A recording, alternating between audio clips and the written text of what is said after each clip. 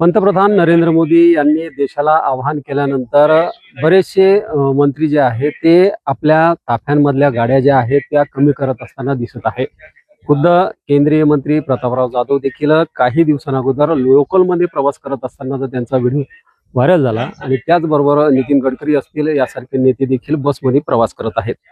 परंतु आज बुलढाणा शहराला लागून असलेल्या बिरसिंगपूर परिसरामध्ये आपण या ठिकाणी बघू शकताय आज जे मॉडेल डिग्री कॉलेजचं या ठिकाणी उद्घाटन हो घातलेलं आहे। या उद्घाटनाच्या निमित्ताने या ठिकाणी जो कार्यक्रम आहे तो हो घातलेला आहे आणि या कार्यक्रमाच्या परिसरात आपण या ठिकाणी बघू शकता की मोठ्या संख्येने जे आहेत या गाड्या ज्या आहेत त्या वाहनं जे आहेत ते या ठिकाणी आलेले आहेत आणि कुठेतरी पंतप्रधान नरेंद्र मोदी यांनी जे आवाहन केलं होतं त्या आव्हानाला हरताळ फासले जात असल्याचं चित्र या ठिकाणी बघायला मिळत आहे।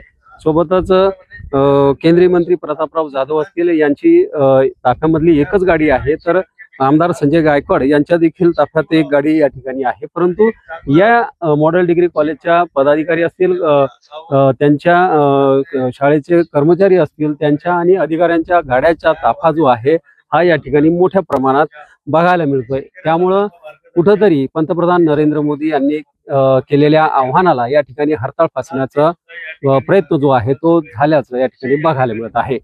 दीपक मोरे, नवराष्ट्र, बुलढाणा।